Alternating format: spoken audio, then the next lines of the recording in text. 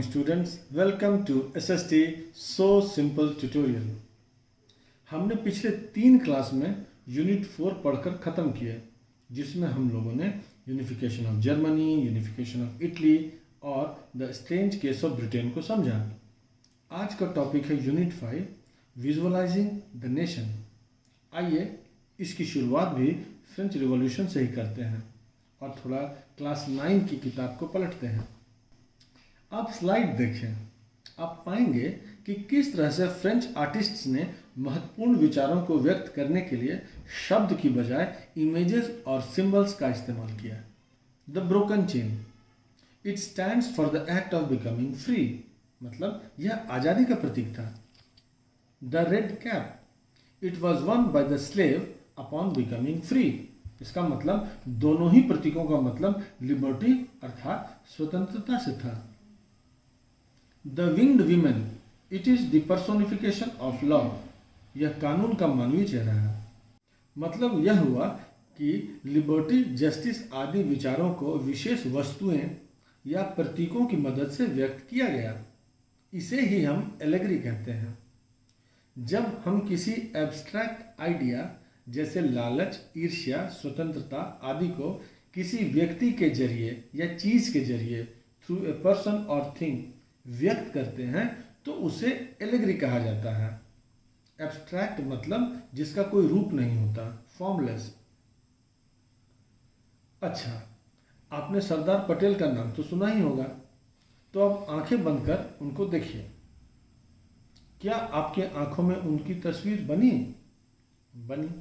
अभी हाल में ही उनकी स्टैच्यू अहमदाबाद के पास लगाई गई, स्टैच्यू ऑफ यूनिटी।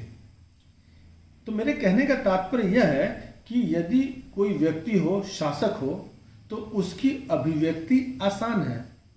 हम उनकी चित्र बनाकर या मूर्ति बनाकर ऐसा कर सकते हैं। अब आप आंखें बंद कर अपने देश भारत को देखिए। ऐसे क्या दिखाई दिया? कुछ नहीं।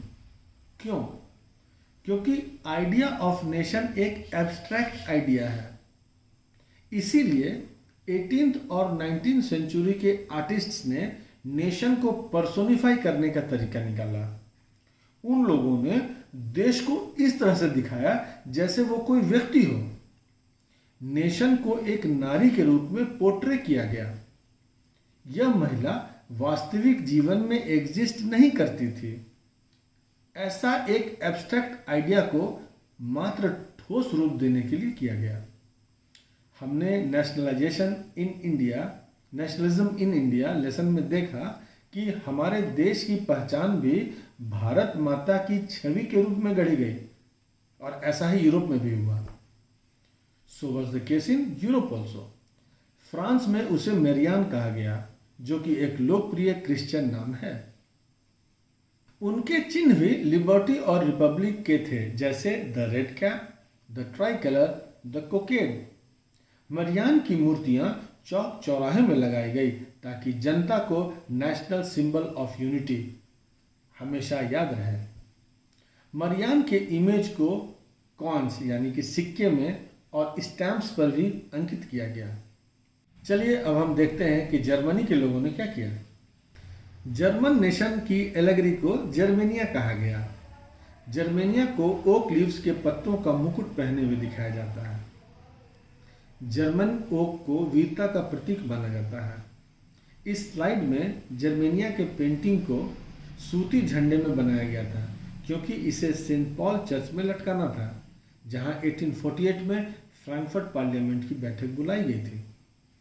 अब आप यहां सेंट पॉल चर्च में जर्मेनिया के पेंटिंग को लटकते देख सकते हैं।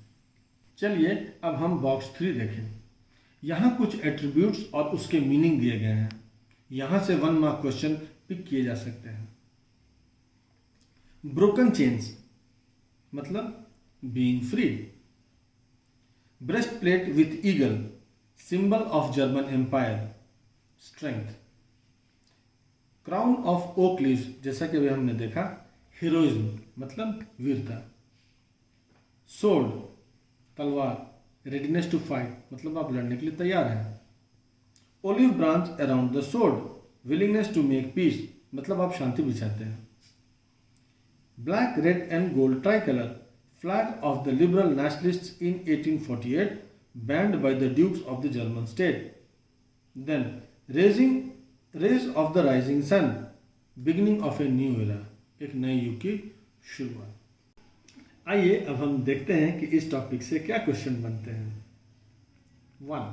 What do you mean by allegory? Who were Marianne and Germania? What was the importance of the way in which they were portrayed? तो इसके साथ ही आज का टॉपिक यहीं समाप्त होता है। यह टॉपिक बहुत आसान है, मुझे आशा है कि आप अच्छे से समझ गए होंगे। अब हम अगले क्लास में last unit nationalism and imperialism पढ़ेंगे। Till then keep reading, have a wonderful time, thank you.